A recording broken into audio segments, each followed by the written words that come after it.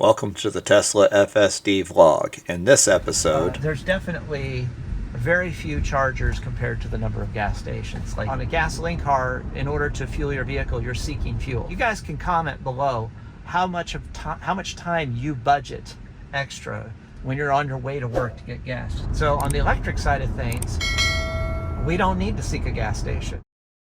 All right, welcome back to the Tesla FSD vlog. Let's get the daylights out of Dodge. All right, so we're going to talk about, I was talking to a friend of mine about charging infrastructure and gasoline stations versus electric charging stations. And here's the way to look at this. So there's definitely very few chargers compared to the number of gas stations, like Superchargers. But gasoline cars, you have to seek your fuel. So you have to get in your car and you have to drive to a gas station every time you want to put gas in your car. Yes, I know some of you guys can, keep a 5-gallon tank at your house or whatever. You can fill it that way, but you cannot manufacture gasoline at your house unless you're really, really a good chemist and engineer and everything.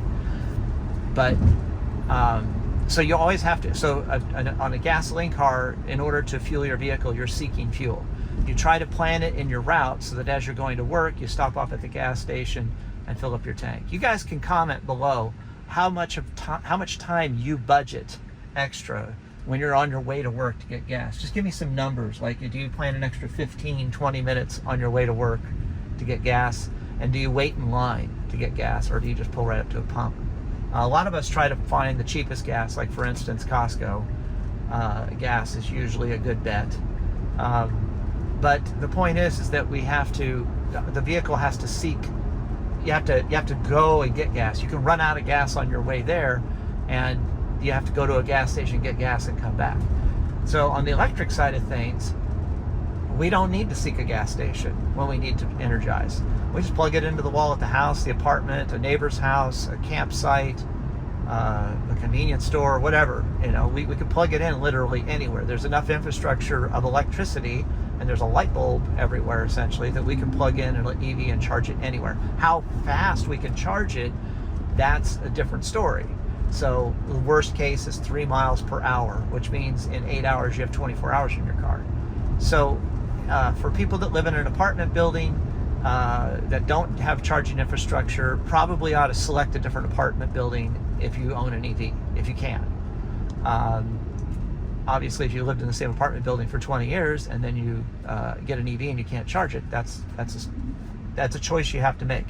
But so that's the difference between ICE and electric. Is every day when I roll out of my garage, I have 300 miles of range in my EV. Every time your gasoline car rolls out of your garage, unless you stopped and planned that extra 15 minutes, again, comment below, you can't roll out of your garage with 100% of the gasoline range of your vehicle available to you. And then you'd say, well, I don't need it. I don't need 300 miles away. Well, that's great. But I have it every day because I plug in my car every night. It takes me 3 seconds to plug it in. In the morning, it takes me 3 seconds to unplug it.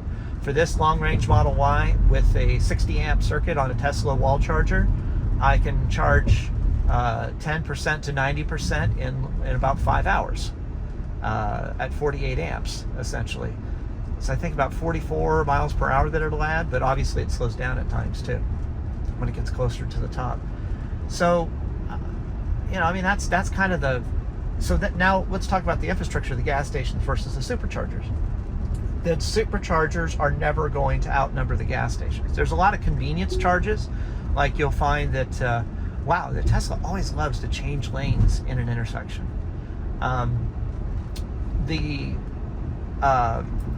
You'll find destination chargers, which is kind of a delight, because sometimes you'll go to a restaurant and they'll give you free charging while you're eating. So you sit there for 2 hours, you get maybe 80 miles of range if you're charging at around 48 amps of charge or something like that, if it's a level 2 charger.